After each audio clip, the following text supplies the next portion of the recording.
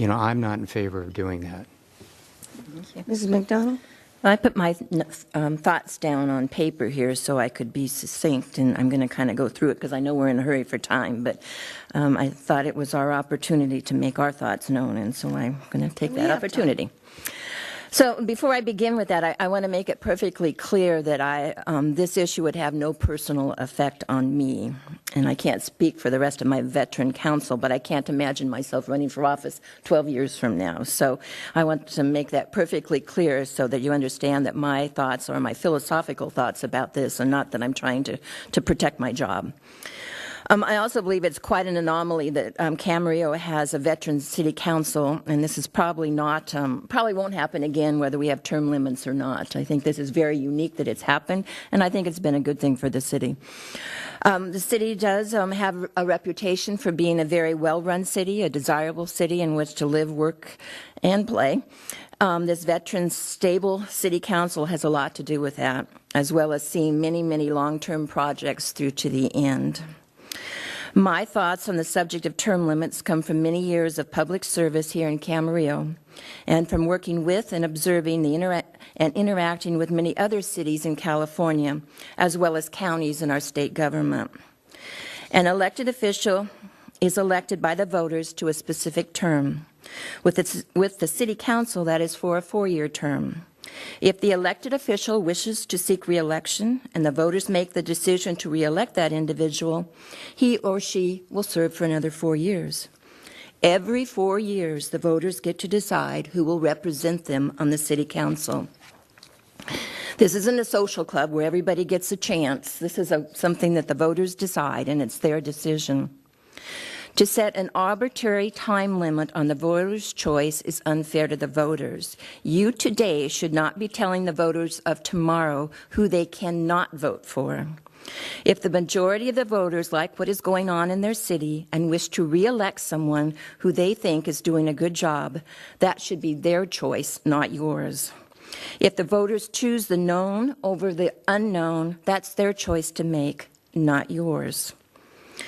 Having a 4-year break isn't going to change the the incumbent term, because 4 years, anything we do today will be remembered for a long, long time. So I think that break isn't necessarily going to if that's your issue, isn't going to take care of that. I'd like to answer some of Mr. Trimbley's comments that he's made tonight in the letter he sent to the local newspapers.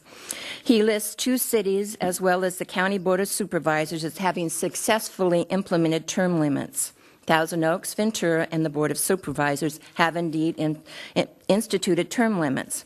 Interestingly enough, already long-term members of those agencies introduced that or supported it, and none of them have termed out yet. So it is yet to be determined how successful that concept has been. The Board of Supervisors first imposed term limits in 2007, and I believe Steve Bennett last year was elected to his final term. So the verdict is still out on how successful this has been. As for the state of California, having witnessed our state legislature before and after term limits, I believe it is one of the worst things that happened to our state government. Sacramento was run by lobbyists and staff members, and many elected representatives moved from one office to another to another. Many, knowing they don't have long in office, push through some of their pet projects and some of the worst ideas for the state, and then agree to other members' pet projects to get their wishes through. This is particularly problematic as they often aren't there long enough to have to deal with the results of their decisions, and more often than not, the unintentional consequences of the new laws.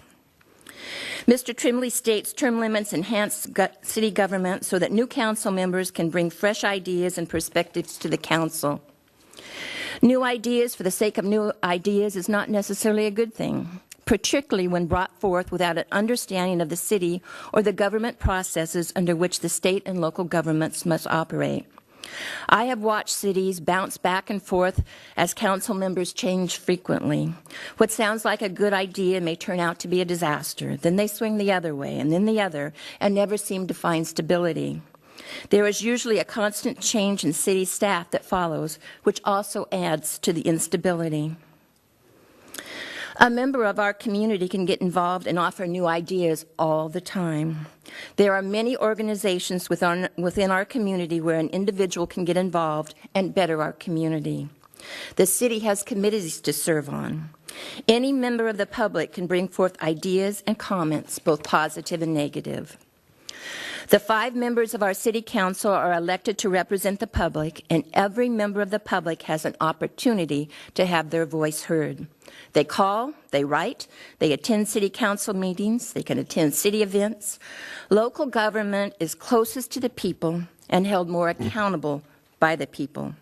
We live and work in the community and don't head off to Sacramento or Washington. No matter where we go, we interact with the citizens of our community. An example of this city council giving everyone the opportunity to be heard is the night we began a meeting at 5:00 p.m. and stayed and listened until 5 o'clock in the morning so that every single person had the opportunity to have their voice heard. Mr. Tremblay states good candidates don't come forward because they lack name recognition to be elected when running against incumbents. First, Mr. Tremblay, I would remind you that you ran against 2 incumbents and were elected. And I do not believe your position on term limits got you elected. And if so, I might remind you that Mr. Kildee opposed term limits and received almost half again as many votes. There are indeed many people in our community who would probably make very, very good council members. However, many of these people have no desire to serve in that capacity and would rather serve in other ways. Many are far too busy with their own families and work. And for many, when they realize the time involved, the responsibility you assume, and the criticism you must endure, they decide not to put themselves in that position. There have been some who have run for city council with no idea what the job entails and have been glad in the end that they weren't elected. And there have been some who have run for the office that the voters have recognized would probably not be successful or represent their ideals. Just because someone wants to be a city council member does not mean they should be elected to give them their chance. The voters need to decide who they want to elect to represent them, and they should not be limited in their choice. Mr. Tremblay implies that an incumbent having name recognition is a bad thing and keeps good people from running. In most cases, particularly in a town our size, the voters want to elect someone they know or have heard about. In a community our size, it does not and should not take a lot of money to fund a campaign, unlike higher offices. Someone can be elected if they're willing to work hard for the job and gain that name recognition. One should not expect serving on the city council to be their first stop in gaining that name recognition. Hopefully, a candidate runs to serve their community and simply not as a stepping stone to a higher office. If you want to gain name recognition, you need to get started. You need to get involved. Work for your community. Prove yourself. As I mentioned earlier, there are a lot of ways to get involved in your community and have your voice heard. We need good people who get out and work for the community. It is really easy to complain about what's happening and a lot harder to get out and work to make a difference. When I first ran for public office on our local school board, I ran against 3 incumbents and was elected. In fact, I came in first. How did I get elected? I worked hard. I didn't take someone's place because they were termed out. There are many benefits in having long-term seasoned council members able to deal with a huge variety of issues. There is a benefit to having council members with experience in giving them the ability to represent the city on regional and state boards and committees. To have a constant turnover in council members will diminish the city's influence in regional and state issues. I could go on, but ultimately, to sum it up, every year the voters get to decide what they want to have happen in their city and if they want to change. I do not support imposing term limits on local city councils and would not support having the council place this measure on the ballot.